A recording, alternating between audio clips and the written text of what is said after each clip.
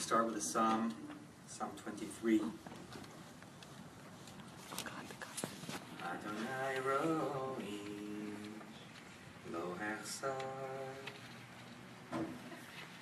bihino deshe yarbitzeni amei menuchot yenalei nafshi yeshovev Yancheni v'maglei tzedek Yancheni v'maglei tzedek L'man shemo Gam ki elech begeitz ha'mavet Lo ira ra ki ata imadi Shivtecha umishantecha Hema yenachamuni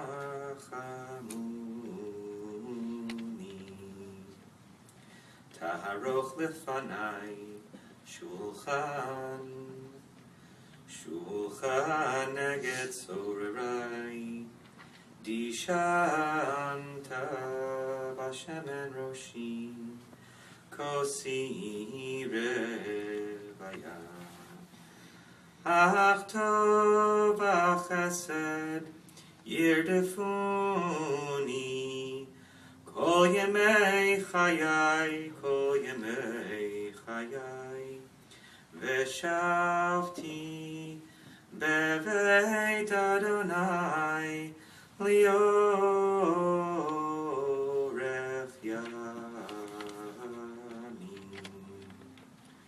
Adonai roi lo hechsar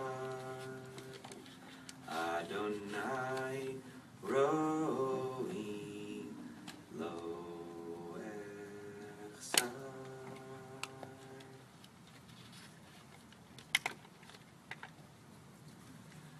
It's hard to walk through the valley of the shadow of death. We're comforted by our faith, by one another, by community, by presence, by words, by touch, by memory, and by our hope in life eternal in all the different ways that concept has meaning for us in this world. For many, many decades, this family have been stalwarts of many Jewish communities. Jerry, you and Barbara met at Temple Beth Am through the vision of Rabbi Pressman and some of the youth programming he was doing way back when. And as a way of beginning the words of praise and memory we're going to hear today, we're going to hear from words across the Atlantic as Rabbi Joel Rembaum, over 25 years served as the senior rabbi of Temple Beth Am, has sent words of memory about Barbara and to your family. And it's my honor to call Rabbi Ari Lucas forward to share Rabbi Rembaum's remembrances today.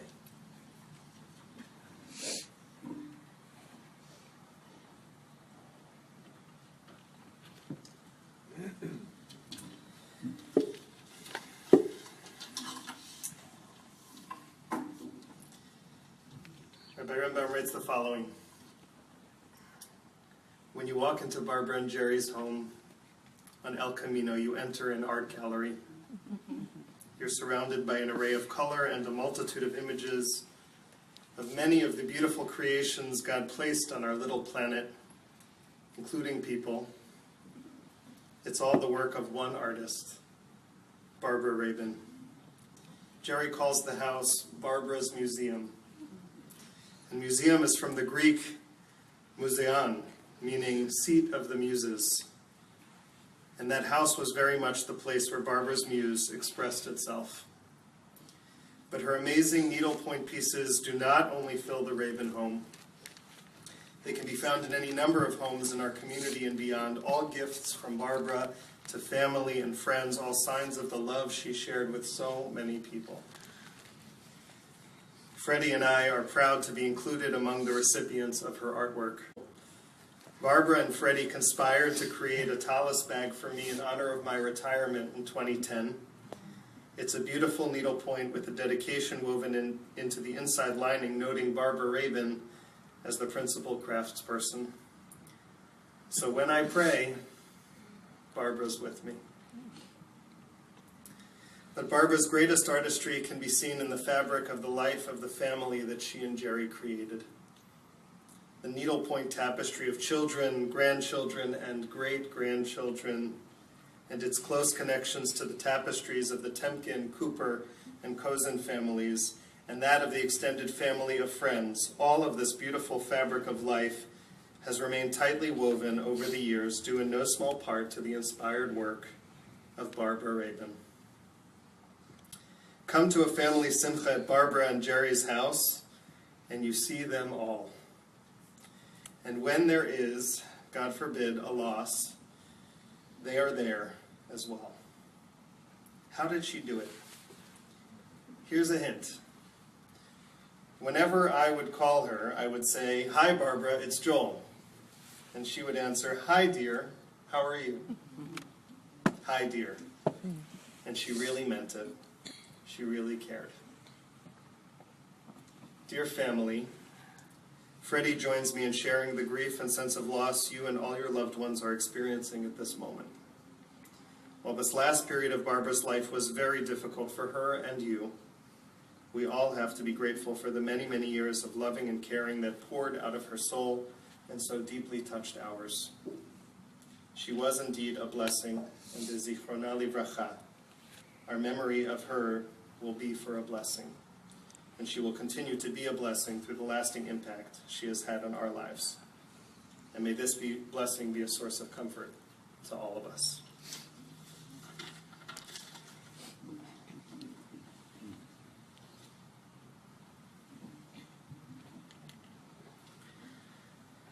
Thank you, Rabbi Lucas, and thank you, Rabbi Rembaum. Vayhaluha b'sharim ma'aseha, the woman of valor and substance and honor is praised by the very things she produces. And the most extraordinary thing someone can produce is a generation or two or three. And so we're going to be hearing from some of that very exquisite handiwork, starting with two of her granddaughters. And so I want to call Sarah and Yael to the podium to share your words of praise and love and memory.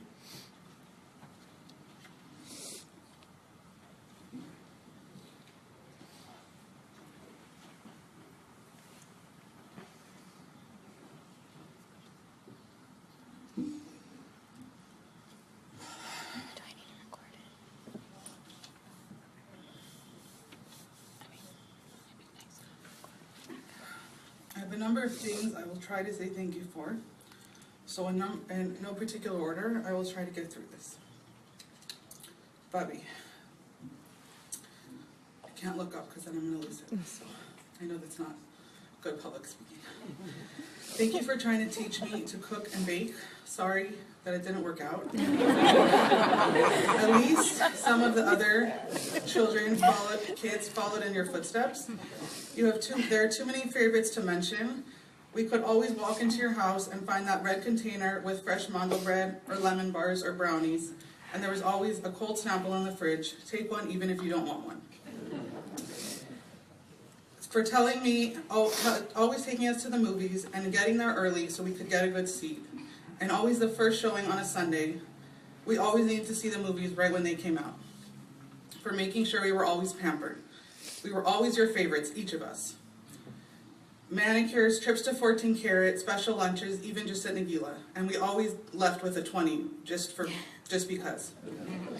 For always appreciating my curly hair, even when I didn't. Because #hipsterbubby. For loving everything Disney, especially Frozen. Every holiday, Shabbat dinner with chicken soup, break the fast with noodle kugel, giant Hanukkah parties with all our family and friends in Elvia's latkes, Thanksgivings, Seder with people who needed a place, and someone falling asleep on the couch or the floor or a chair. Your home was always open and bustling. For making all of our significant others feel welcome right from the beginning. For reminding us to stay close with our cousins and aunts and uncles and family, like you are close with so many of your cousins and large, being the homemade gifts from each of us, the calendars and photo books and cards and proudly displaying them. For making every occasion a celebration, picking up an ice cream cake, and making sure to invite everyone. I know you'd love having so many of your grandchildren here this week, gathered, laughing, eating, and hanging out. We always knew where you were eating on Sundays because we would check in on Facebook, and there you were at Fish Grill, getting a free drink and always inviting us to come with you to dinner. Thank you for collecting bride and groom things. It was so easy to buy you things on vacation. Thank you for coming to my college graduation in New York and taking me to the fancy doctor because I hurt my ankle. For reminding us that we could never have too many sheets and towels and new pajamas and winter coats, and always throwing in a load of laundry, even if we just left over for one night. For always making donations to whatever organizations we were fundraising for. For always asking about our friends and their families, and hosting them whenever they came to town and making them feel included. You and Zadie have lifelong friends, and that has been an inspiration to us all. Thank you for calling us when interesting shows or movies were on TV so we could watch them, and telling us to read interesting articles in the paper. You always knew what we'd want to know about. Sorry we never learned how to play bridge or mahjong despite all your urgings. For always writing and sending out birthday cards. When your hands were too weak to write, we did it for you. For telling us to drive safely, especially in the rain. I'm glad it cleared up today. Even when my car had Bluetooth, I should never talk on the phone and drive. Did I need a new coat? Macy's is having a sale. Because Macy's is always having a sale, and Bubby always knew about it. And use my Macy's card. For taking us so many places, San Diego and Palm Springs, and Nibblers on Sundays, and Alaska and Washington, D.C. and Maryland. Traveling to Israel with you and Zadie is something we will never forget. For sending so many gifts to our cousins in Israel and loving them and sending so many gifts. I hope I can take pride in something the way that you took so much pride and that we all take so much pride in your needlepoint. I know that each stitch was stitched with love in that chair in the den under that special lamp, or waiting for an appointment or watching a movie before bed. I loved going to the needlepoint store in Westwood with you and helping you pick out your next canvas. Thank you for teaching me to appreciate the best runny eggs. And if the egg was not just runny enough, send them back. Thank you for calling every Saturday night to see how Shabbat was. We could always count on you being that very first call. Even when I lived in Israel or New York, I loved hearing from you. I don't know how you knew exactly what time Shabbat was over, but somehow you knew. Bubby, you had a way of making every single one of your grandchildren feel like we were your favorite. Everyone felt special and loved, and that way only Bubby could make us feel. Thank you for bringing us to the store downtown when we were younger and had off of school, and letting us get whatever school supplies we needed, or didn't need. We loved pretending to work there and playing on the old typewriters. We always giving leftovers and food to people on the street. I learned this from you. For not correcting people when we took us shopping and the salespeople thought you were our mom, not our grandmother. Thank you for being so proud of each of your grandchildren, children and grandchildren, and all of our accomplishments, however big or small. For showing us true everlasting love. Your license plate, Ba'ahava, in love, says it all. For ending every card, text, Facebook post, email with LUV, Bubby. We will LUV you forever.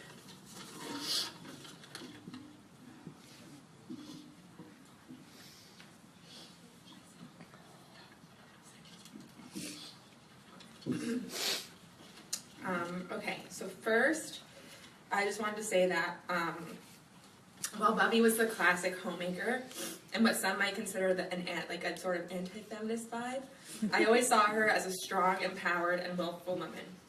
She instilled in me and the other women in our family the importance of our voice and that we matter.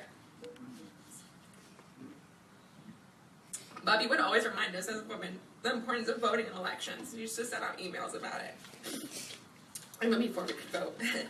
And I'm only realizing now that whether she meant it or not, she instilled in me a sense of civic duty in using our history and the Jewish people to inform our decisions about our life.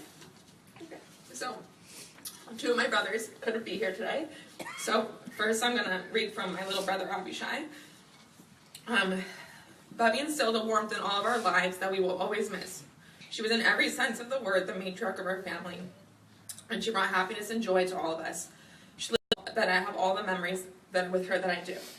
I will never forget making waffles with her in the morning, singing songs and opening up presents during Hanukkah, or coming together with the whole family to eat chicken chow in her house. I remember her waiting in line with me for a video game to come out because she knew how excited I was to buy it, and all she wanted was to make me happy, so she took me to the store in the morning it was released. I really cherish the fact now more than ever. I could go on and on about all the amazing memories I have of Bubby. All of us Rabins are unbelievably fortunate that we had such an amazing woman to lead our family. And then my oldest brother, Max, from Israel. Bubby, I'm sorry I couldn't be there today to mourn your passing and celebrate your life. I'd like to mention one aspect of your life, your needlepoint, into which you poured your heart and soul. For many, needlepointing is an endeavor of art that you elevated it, but you elevated it to a religious endeavor, an avodah in your service of God. You wove tapestries to adorn Jewish homes, a value you cherish so closely. Not only does your artwork adorn the walls, so many of your art pieces accompany and enhance our celebrations of the holidays and life cycles. But your passion extended beyond the home to serve and enrich your entire Kehillah in its religious service with the Eitz Chaim Tree of Life piece that stood at the center of Temple Beth Am's sanctuary for so many years as an adornment to the Shulchan. There is a law in Halacha, Jewish law, which says that items that enhance a mitzvah, a hechsher mitzvah, become sanctified. The hechsher mitzvah acquires the same level of sanctity as the holy vessels they adorn. When a mundane object attains the level of a holy vessel, then by law they cannot be used for purposes less holy. The Eitz Chaim that you created is a hechsher mitzvah to the holy Shulchan in Temple Beth Am's sanctuary. Your Eitz Chaim masterpiece is more than a mundane piece of art. It is a sanctified religious article that draws its holiness from the holy Torah scrolls which were read upon it. It is just one small symbol of your lifetime of dedication to your Kehillah and the Jewish people. But more than elevating your needlepoint to the service of the community, what I cherish most are my talit and tefillin bag pieces, which I use every day. Every morning I wrap myself in the atara that you needlepointed for me, a daily connection to you, and now to your memory, that I cherish deeply. I will always be connected to you through them.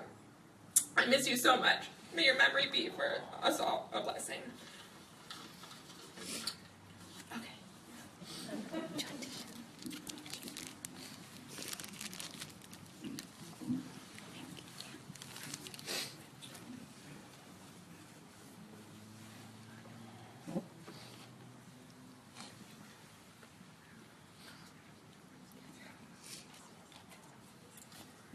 Thank you, Sarah and Yael and Avishai and Max, and all the grandchildren's voices that were reflected through those words and that we hope we'll continue to hear from throughout this week and beyond.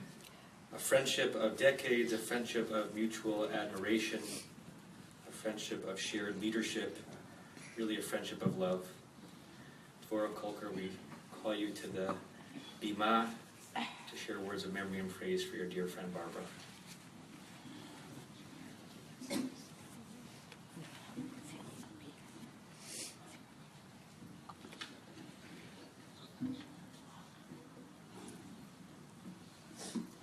The Colkers and the Rabins were part of Jewish Marriage Enrichment Chavarah, along with the Roberts, Salters, and Zierings, among others.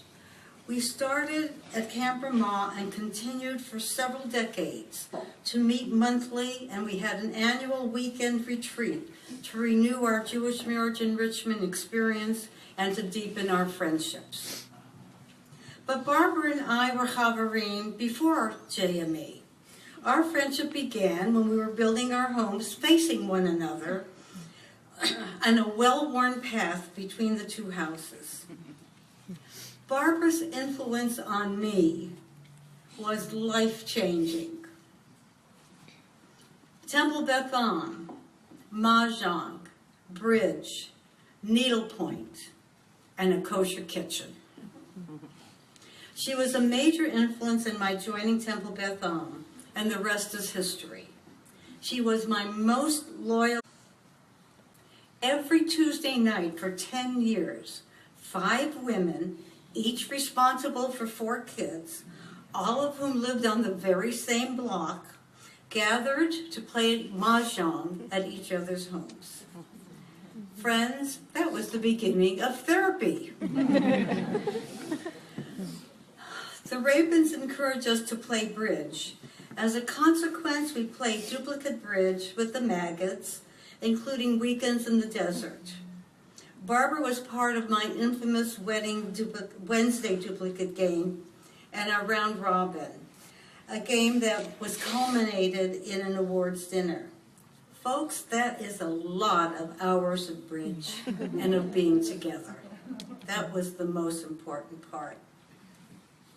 When I introduced needlepoint as a part of sisterhood classes, it was questioned on what is the Jewish content? What is Jewish about needlepoint? Well, with Barbara as our instructor, we made endless talit bags. She led us on a 3-year major project to beautify the synagogue. What could be more Jewish than that? And finally, my kosher kitchen, pushed by my daughter, Jo, but highly influenced by Barbara. And as I mentioned earlier, we were neighbors. And one year, as I watched her prepare her kitchen for Pesach, I thought, I can do that. And I did. So you can see her influences were life-changing. But Barbara was not the one to take credit.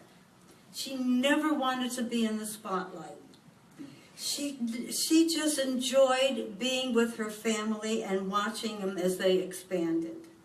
She took her joy in her needlepoint, as it was said, and her home became an art gallery. And since 1963, our families have shared all of life cycles, from the beginning of life to the end of life, and everything in between. Barbara, your friendship enriched my life.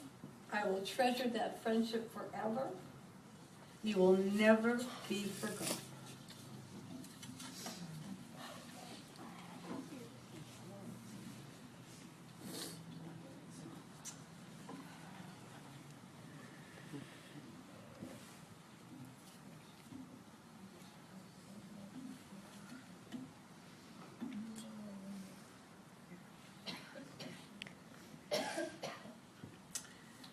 I'm going to call first Jeff and then Karen to come up and praise their mother.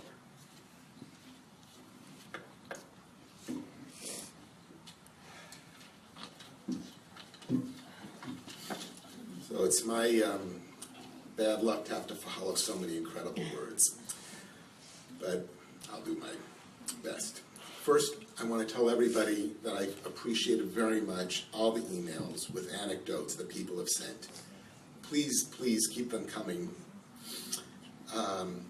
One very common description that many people said to me in these emails, which was that my mother was a very sweet lady, and I think that really encapsulates her very well. My mother loved Diet Coke.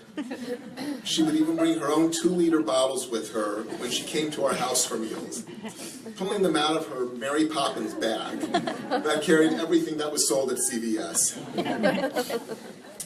My mother had was very witty, a very dry wit. And so my apologies that only business lawyers here will get this. When my parents were redoing their wills after my mom's illness became very pronounced, there was some question about dealing with tax issues, about how to arrange to get a second step up in basis when the second one of them passes. So my father went to lunch one day, and my mother asked my father what he had eaten for lunch. He said he'd had a couple slices of pizza. She turned to me and said, "Jeff, you won't have to worry about the second step up." The past 2.5 years, she fought as hard as she could. One day she said, "I want to die." I said, "Mom, you want to die?" She goes, "No, not really." She insisted on running the house, my dad, us. One day she said to me, "When I'm gone, I'll be living here alone." And also, when they take out the mattress, you have to arrange to have the carpets cleaned. She was fortunate to have 4 children and to see all the grandchildren grow and to even see 2 great-grandchildren. And even though she and my dad were not in the 1%, she frequently said, "I'm a very rich woman, and how lucky I am." She also once said to me, "The family is supposed to listen to the matriarch, but not everyone does."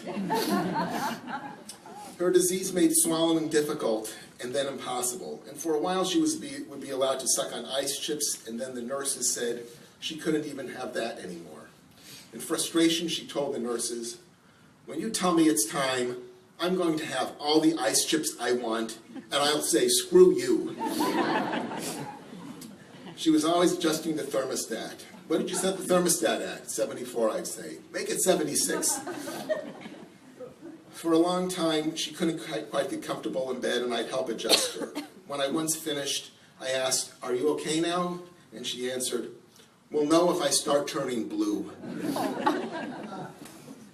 My mother occasionally spoke with some naughty innuendo. She was fixated on getting a soft blanket with a picture of Elsa and Anna from the movie Frozen. One Friday night, when we were all in her room for Shabbos dinner, we said Kiddush all together, and she couldn't talk very much. And then she said she had something to say. So all of us hushed and leaned in to hear her. She looked down at her blanket and said, "That's very sexy." And if you come to the house for Shiva, you'll see, I'll show you the blanket. And one of her favorite aphorisms was, "That's just my style." I'm sure you've all heard that before. She loved to bake and was very giving. And one day when Rabbi Kanevsky and Rabbi Nita Lissa visited, she said, "When I'm better, I'll bake you some cookies." And when she visited doctors, she would bring a box of cookies for the staff all the time. She liked knowing on the first name basis all of the staff, and she would always greet them by name. When I was even in elementary school, she sometimes baked homemade cookies and would bring them for the whole class. And Robert Flug remembers that, I'm sure. She envisioned and created a family chuppah under which all of us have been married, and along with probably a couple of hundred needlepoint works, as Rabbi Rembaum mentioned, many people that she's given these gifts of needlepoint works to. On the day of their 61st anniversary in July 2016, this past summer, my dad came to us for lunch, alone, and I said to him, "Well, today's your anniversary." And he said to me, "We had 60 good years." And he paused and said, "No, we had 60 great years."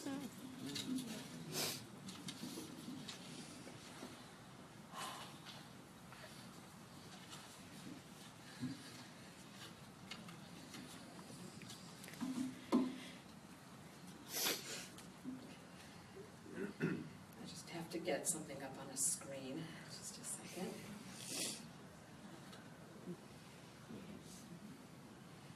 Just in case. Okay.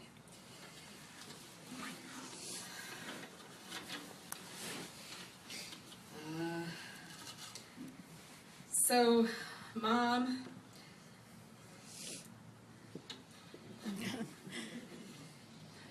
She gave and gave and gave and gave. Mom included everyone equally. Every son, grandson had one of her legendary needle-pointed fill-in polish bags. The girls had challah covers, beautiful necklaces. In-law children and their children became her children and grandchildren. Witnessed her kindness to gardeners, the orchid man, handyman. Elvia was her best gal, a member of the family. This went on even into her last months. She made sure one of the home health aides was having a very tiny, modest wedding, had a proper wedding cake. She made sure those who might feel left out would not feel left out, always saying, "Did you make sure to invite this one? Make sure to invite that one." She drove my classmates to events even after their own parents refused to drive them, and made sure that they would be included. There were gifts for new members of the family, gifts for my former husband's new baby at my son's bar mitzvah. She always thought of others. Mom was up to date and loved to shop and dressed sharply. She knew how to use a computer and cell phone before I did. Even one just to talk to Grandma Esther or Auntie Anne. You know, and that's way better than my 2 cell phones, one personal and one work. I'd much rather have one just for family. Mom had many hobbies, Beanie Baby collections, brides and groom collections. Disney was mentioned. They were married, by the way, in 1955, the same year that Disney opened. And we had a ritual. Every time we went to Disneyland, we had first to go get hats, and they had our names stitched in it, and it was always straight to Small World. So my kids just didn't understand that when we would go like, why do you have to do this?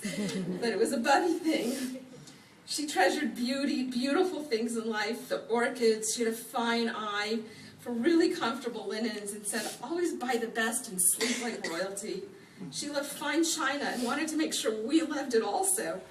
She brought Debbie fine china at the age of 12. It was on sale in Vancouver, probably tax-free. And I was the future owner of a set of on-sale sterling flatware at the age of 16. She loved baking. She had terrific pie crust and Passover sponge cake, and the aroma of chopped chip cookies wafted through the house. But more important were the lessons on life. She taught with clarity and purpose. Recently I learned a surprising story about myself as a very small child, maybe 4 years old. I had said, unbelievably, I didn't want to be Jewish. Found this out from some old family friends that we reconnected with. I said that. I was shocked. I had no recollection of this, but then I remembered there was a moment to that comment. So we had eaten in a restaurant with some friends, and I sat down next to my best friend and tasted what she had ordered. It wasn't kosher. We got home, we had a talk. She said, we are Jews, we keep kosher. And that's what stuck. Mom made Judaism a positive and defining force, and she knew that even a child of 4 was capable of learning the basic life lessons. She taught that even if feelings were hurt, it was never worth it to stay upset and never cut someone off. She never, ever broke off a relationship. Mom had many good friends. This was already mentioned. Mahjong, bridge, marriage enrichment, Beth Am Sisterhood, Pomegranate Guild. The family was the most central to her. It started with her beautiful extended Cooper-Cozen family. She loved her younger brothers, Richard and Ken, and later their wives, my aunts Marilyn and Stephanie. She had a loving relationship with her parents, and I think she never truly recovered from the loss of my Grandma Esther, her best friend and soulmate. She married my dad, and they were really children. They were 19 and 20. She was a young and vivacious person, a timeless beauty. Sometimes the outside dance didn't always show it, but the love never waned. And just a year or 2 ago, Mom said she still felt the pitter-patter of her heart when Dad walks in the room. They played bridge for over 50 years and argued who was the better player. Her most important legacy was her grandchildren, a sizable brood. I'll never forget her running to the hospital. One hospital, Cedars, the one in the valley, Debbie and Amy had babies just 1 day apart. This was just amazing.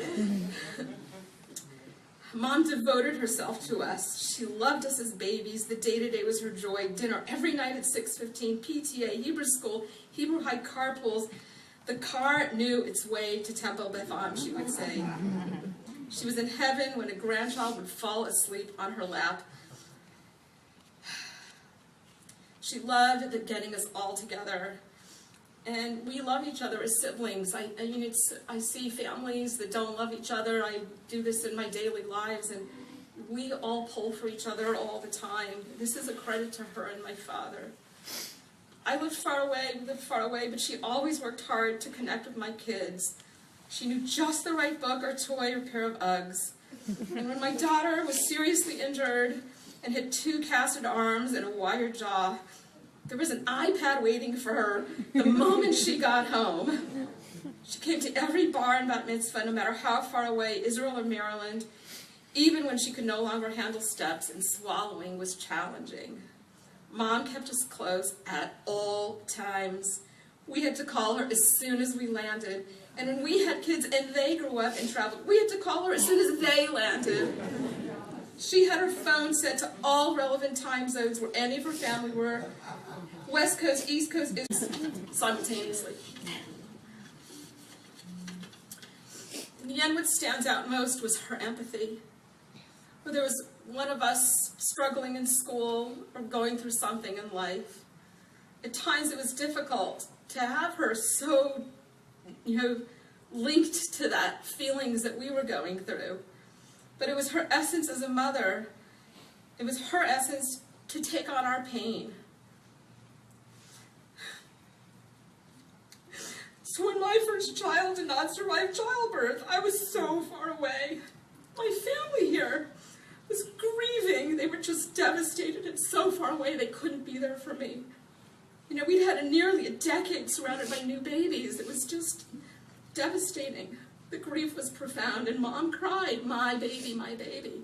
At first, my siblings thought she'd gone a little too far, but now her baby was me.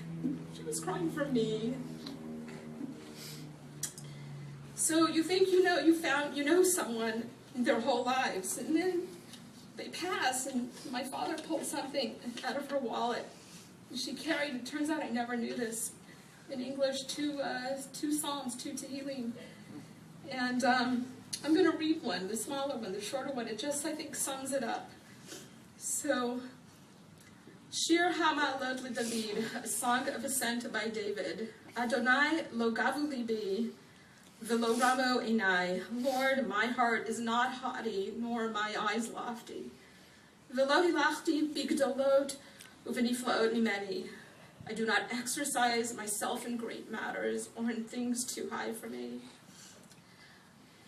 I had to transliterate to get it on a piece of paper. I actually read Hebrew better than transliteration.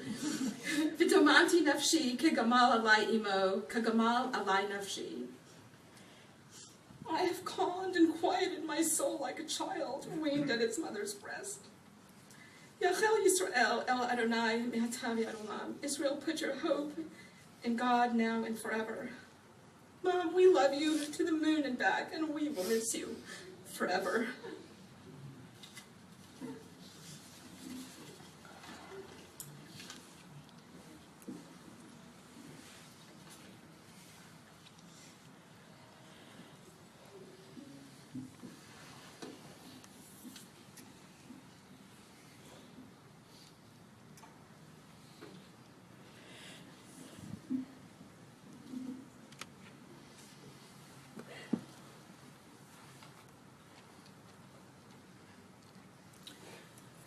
Those words cannot be improved upon for their poignancy, for their honesty and their raw intimacy. And yet I humbly add my own reflections. I begin with the words most simple, most accurate, most unadorned, and most apt. Barbara Rabin, Bela Bat Gershon Esther, was sweet, she was wholesome, she was honest, she was devoted, she was a good one. We're all going to miss her, and the world itself will miss her and her unique spirit. In some ways, as has been hinted at today, everything you needed to know about Barbara could be learned from her hands. The hands on which at least 4 joints were replaced because of the amount of embroidering they were asked to do. And that embroidering for Barbara ramified way beyond art. It transcended a hobby. It could serve as a window into all that was important to her. The chuppah that has served as the family canopy for decades, the Torah table covers and bima chair adornments that were Barbara's contribution to Hidur Mitzvah, the beautification of the mitzvah of being in shul, the hundreds of pieces hanging in her home and the homes of friends and family around the city, around the country. Those were the very same hands that ensured that fresh-baked cookies were waiting in the house for the kids after school. And so committed was she to cookie production that she even shipped some chocolate chip ones to Jeff when he was on a teen tour in Israel. Those are the very same hands that for some reason ached to do laundry at a young age. So much so that she once got her arm caught in an old-fashioned machine when she was a child, nearly losing her arm and producing a scar that lasted her entire life. This is not a small detail. While Barbara was eminently capable of doing anything she really wanted to do in her life, and while she ably had achievements in the paralegal world, her main focus was using her hands to hold, to caress, to bake, to wash, to cook, to needlepoint, to serve. Her life was about serving her loved ones, her community, the world around her, and it started with those hands. I remember visits to her bedside over the last 18 months, and up until the very end, until her condition rendered her nearly lifeless. Whenever I would approach her bed, she would take my hand. Her instinct was to touch and to be touched, to use her hands to connect. And one visit I sat there holding her hand after she had drifted off. I distinctly remember staring at those hands, once wondrous, now withered, contemplating the arc of life and the inevitable limit of one's vitality. And also the incredible production, this petite woman, born small and a month too early back in 1936, when preemies often did not survive, and thinking about all she was able to create and accomplish with her hands and with her heart. And so I want to focus my words on the Barbara I knew and grew to admire and love, and whose strength, grit, determination, loyalty, and pride I witnessed over and over again. Some of that was most visible when she advocated for something on behalf of the Beth Am community, or someone within it. Our shul and extended community was her life for decades. When an announcement missed an important detail, Barbara would call me up to correct it. When an event mistakenly omitted or changed something about Beth Am's history or narrative, Barbara would point it out, as if she took it upon herself to be a personal curator of our communal story. When there was something worthy of praise, she was generous with her words and with her deeds. I think she was someone keenly aware of her mortality. As we've heard, she would never let a grandchild leave her house without $20 for gas, even if the tank was already full. Why? Because she said, "I'd rather give it to you with a warm hand than a cold hand." That vitality coursed through her. She was a woman who embraced the modern era. She emailed, Facebooked, and texted, although she apparently never got around to tweeting. And at the same time, she valorized that which was to some old-fashioned, the image of the hands-on mother, doggedly committed to providing her children and grandchildren the Jewish education she never had, a gracious balabasta. To her, these roles were not outdated or quaint, they were crucial. They were suffused with good values, and they were worthy of her embrace. And look what that focus has wrought. Any of you who intend to be at the Shiva this week, I adjure you, look at those pictures. If there's ever an appropriate and earned brag, it is the array of pictures in the Rabin home on El Camino. Chuppah after chuppah, bar mitzvah after bat mitzvah, LA Hebrew High graduation across the generations, plus Pressman and Shalhevet. Every picture posed with tefillin and gaggles of Rabins clutching their embroidered tallis bags. A family who knows who they are and what is important, from whom and where they came, and what the generations to come are obligated to produce. Barbara, and of course you too, Jerry, you have done well. In creating a legacy and ensuring a future, Barbara did magnificently. As we know, all of this vitality sadly waned during these last years. When the family gathered yesterday to talk and reminisce, I felt as if it was for all of you, you were re-remembering, almost for the first time, her love of finding a great free parking spot, her taste in china, and her prescient, perhaps premature planning that had her pick out china and silver for you when you were teenagers, her voracious reading.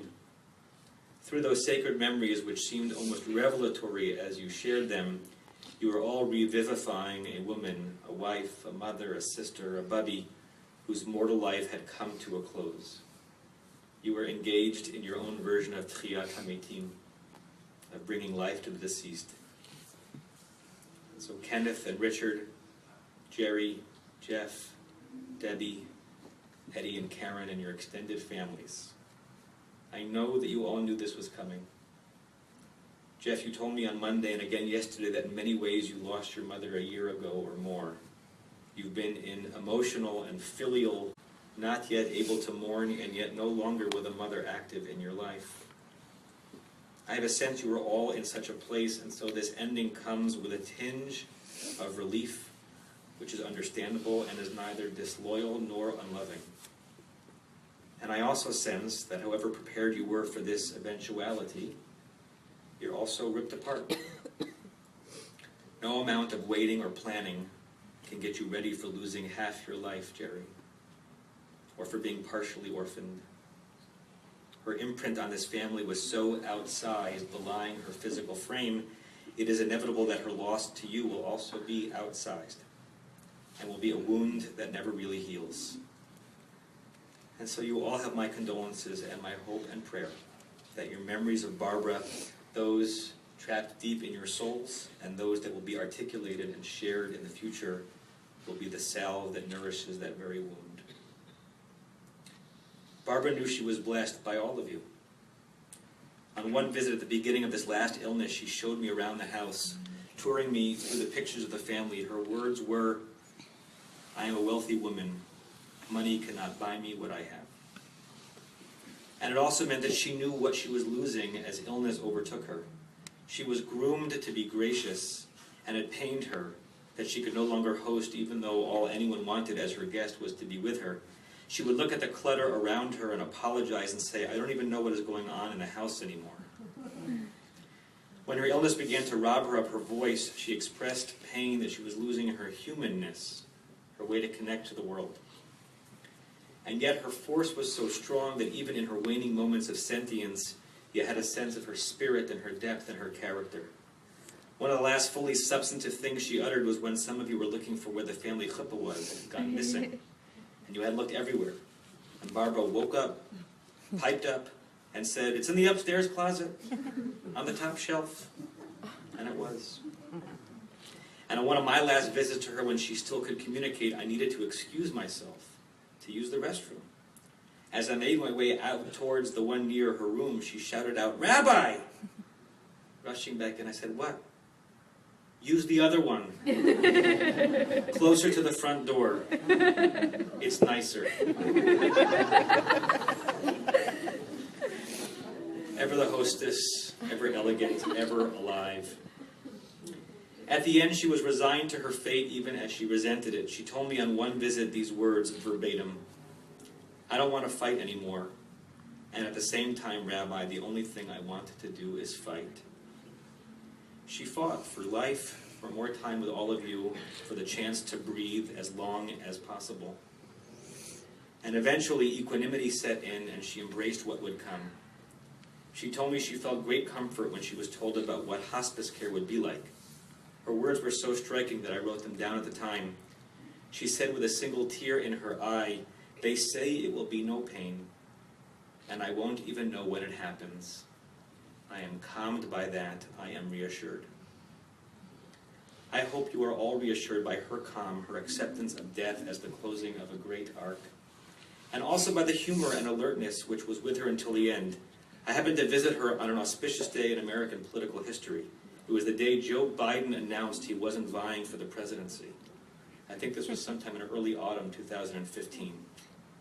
And she said to me, "Rabbi, I want to be around to see who wins. If not, come to my grave and holler at me and tell me how it all turned out." Do we dare? We dare. We talk to her and continue to share with her stories and achievements, pains and celebrations. And we talk about her, invoking her name and in that way keeping her alive. The Midrash Tanchuma on the opening lines of this week's Parsha Shmot seems to say just that. It wonders why the names of the sons of Israel are mentioned again, in that they are long gone, and it is their descendants who are now in Egypt. The Tanchuma's answer is that you mention the names of those that are dear to you, just as God brings out the stars each night, calling them by their names as referenced in the book of Tehillim. God begins the book of Shmot by calling out his beloved, lost sons of Israel. We're asked to imagine God lingering on each name, remembering each person, reconnecting in the most intimate of ways, as it were, but also human. So use her name, invoke it, sing it, remember it, so that she will be a blessing for now and forever. Tehi nishmatat tzruah b'tzruah chaim. May the soul of Barbara Rabin, Bela bat Gershon ve'Esther, be bound up in the bounds of life. Yehi zichra baruch. May her memory be a blessing. It's my honor to call forward my dear friend and colleague, Rabbi Yosef Kanievsky, for some words and a recitation of a Tehillah.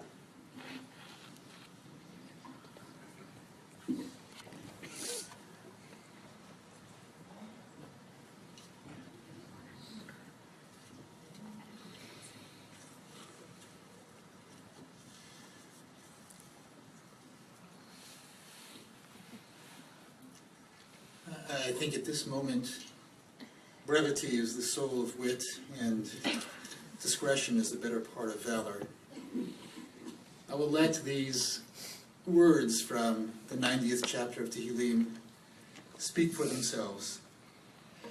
They speak of the agony that sometimes accompanies living, and they conclude with the affirmation that when God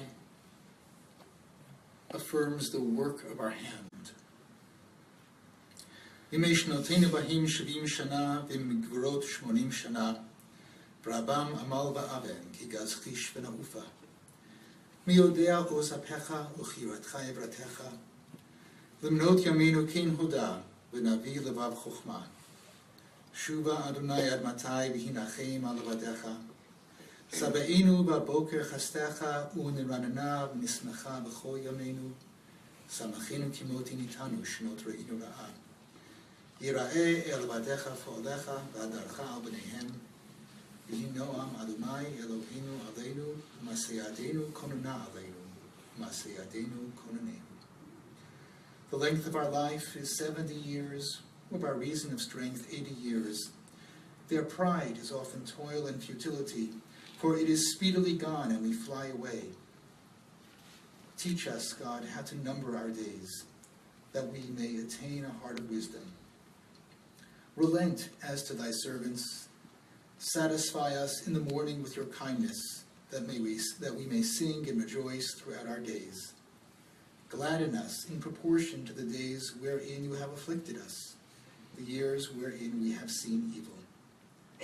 Let your work be revealed to your servants, and your glory upon their children. May your favor, Lord our God, rest upon us. Establish for us the work of our hands. The work of our hands, establish for us. And at this time I call upon someone who is a dear friend to so many of us in this room. Someone for whom the Jewish liturgical tradition is sacred. It courses through his veins. And there is no one who I know, who can invoke the prayers of Israel in the spirit of tefillah, the way that Josh Sharfman can.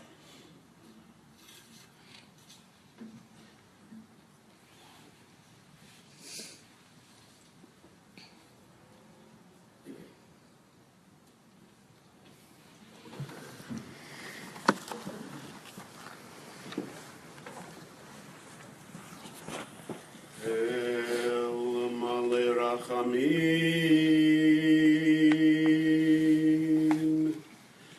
Shochen Bameromim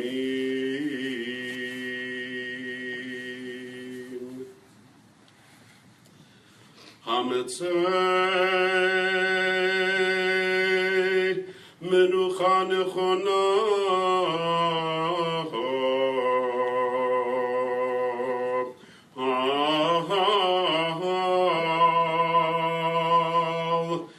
בכנפי השכינה.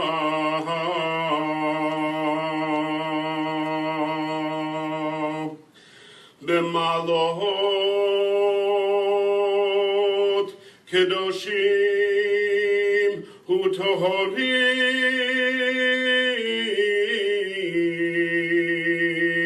וטהורים כזוהר הרקיע מסירים את נשמת בלה בת גרשון ואסתר שהלכה לעולמה בגן עדן תהא מנוחתה.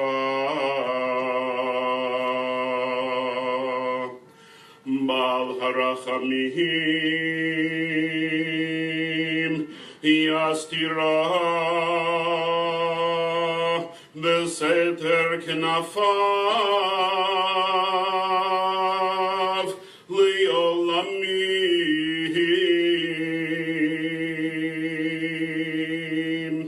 ויצרור בצרור החיים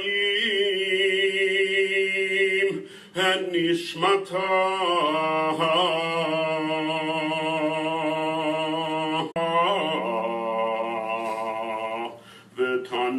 ותנוח בשלום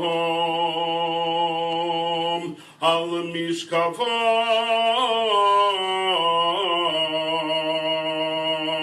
ונאמר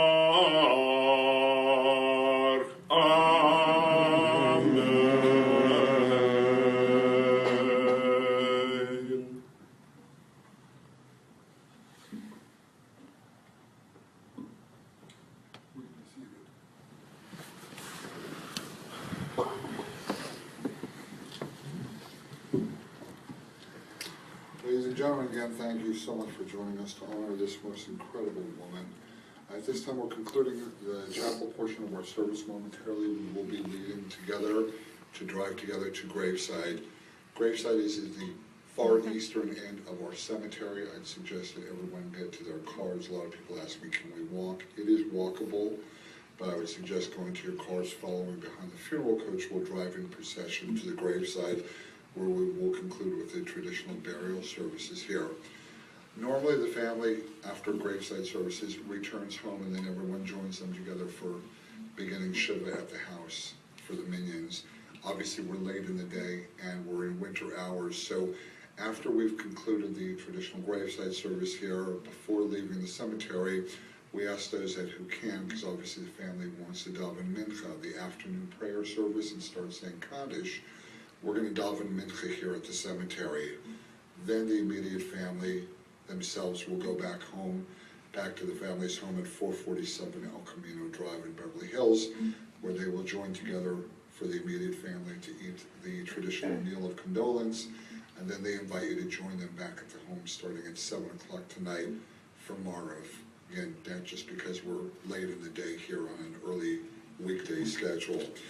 If you're able to, when you came into the chapel, we have the rest of the information regarding to Shiva, information, hours of visitation and such. If you have not yet received one, please take one as we exit the chapel shortly. And the only change would be in that information as far as our casket bearers today. Robert Blitzstein, Daniel Rabin, Sam Blitzstein, Isaac Rabin, Mario Ortner, and Benji Rabin. Avishai obviously can't be with us, so he's not available. And our honorary casket bearers are Kenneth Cooper, Richard Cooper, Max Rabin, and Ori Bernstein. If I can have the casket bearers come forward and have everyone please rise. We're going to wheel the casket through the second aisle out of the chapel. Again, we're very late in the day, and we need to today to be the first day of Shiva. So don't greet the family here. Please wait till after Mincha at Graveside.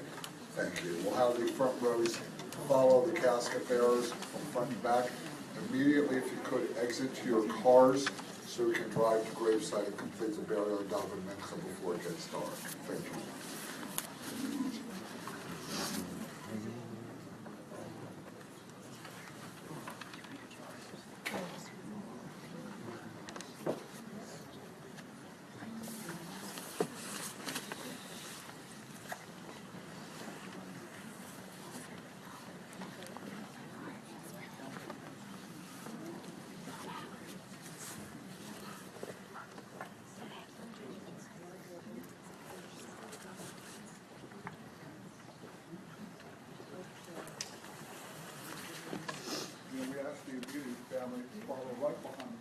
parents in the front.